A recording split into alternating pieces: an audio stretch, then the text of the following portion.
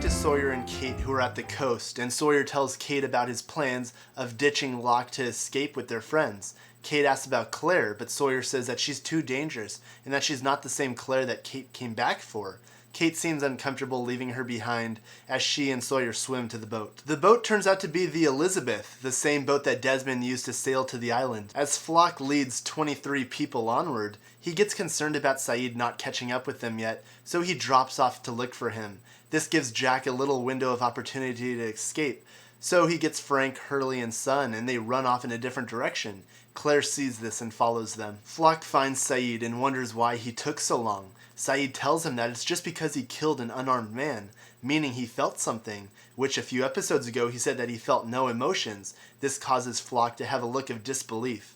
When Flock leaves, Saeed hangs back a little bit longer. So the question here is, what did Saeed do with Desmond? Did he in fact kill him? Well, I don't think so, and I think the obvious answer here is that Desmond talked Saeed out of killing him, maybe helped him escape, and maybe he convinced him and told him that he couldn't gain Nadia's respect and love by hurting people. And also about Saeed, I think this episode when Hurley referenced Anakin returning from the dark side, that's going to foreshadow Saeed returning from the dark side. This scene at the well also reminded me of the scene in Abbe Terno at the beach with Richard and Jacob in 1867.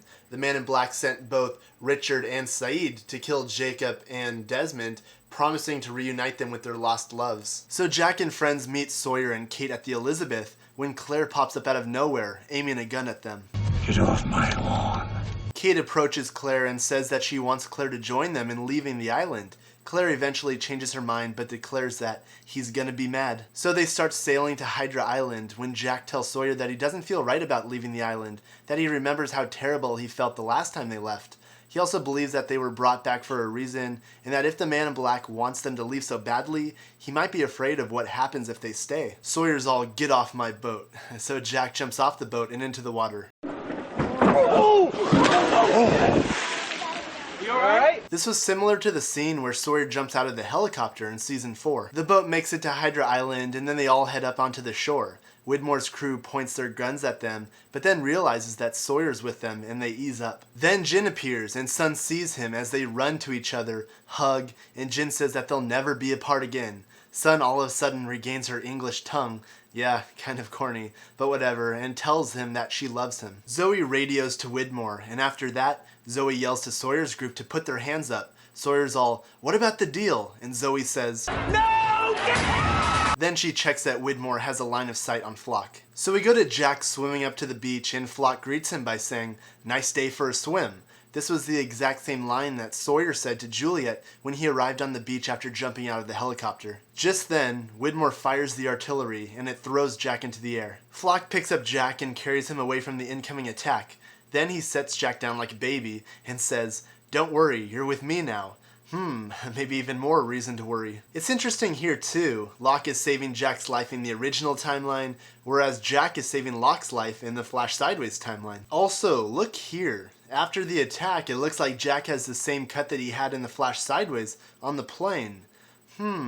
This might be a clue, even though I don't think so, that the two timelines are not on top of each other, but maybe that the Flash Sideways occurs after the original timeline. And that's just an idea that I may talk about in an upcoming recap, but I still think there's overwhelming evidence to suggest that the two timelines are running alongside each other. And I've already talked about this a lot in past recaps, but just another example that's not even in the actual show of this is in the promos with the title against the backdrop of the island and the reflection is of the city's skyline and not of the actual island itself. And this suggests that there's two timelines going on at once, one on the island in the original timeline and one mainly in the city in the Flash Sideways. I'm also wondering if the John Locke in the Flash Sideways will end up being the hero. It's very possible that his near-death experience has opened up his eyes about the reality of the alternate universe. He might now realize he has to stop the Man in Black. It might be a battle of the Locks. Desmond knows this and he tries to tell Flock that you're John Locke. We even hear Flock quote Locke when he sees the mysterious boy and he says,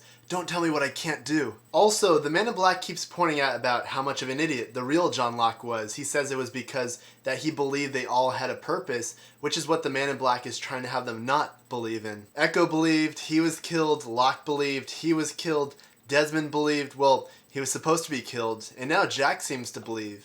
The Man in Black seems to thrive off the fear of others. It makes it seem silly to everyone that they do belong on the island or that they're there for a purpose for some reason, which is why he wants them all to leave. So like I said at the beginning of this recap, I would talk about the title at the end, The Last Recruit. So who is the last recruit? There's a lot of different ideas I've read out there, like Saeed or Claire or even David, Jack's son. But I think the last recruit that makes the most sense is Jack himself. He was the last of the candidates to be talked to by the Man in Black, and as Flock stated, you're with me now. There's a lot of reasons it could be Jack. He's the main character, Jacob says he has what it takes, the Man in Black doesn't care that the other candidates left as long as Jack's there, and I think Jack now realizes that he is the last candidate. Alright, time for another exciting round of Gus's photo hunt. Congratulations, Seaman is the coolest. You somehow figured out that this little picture of a plane actually belonged to this picture of this monitor board. I tried to trick you, but you figured it out, so good job. You won a virtual trophy on our website.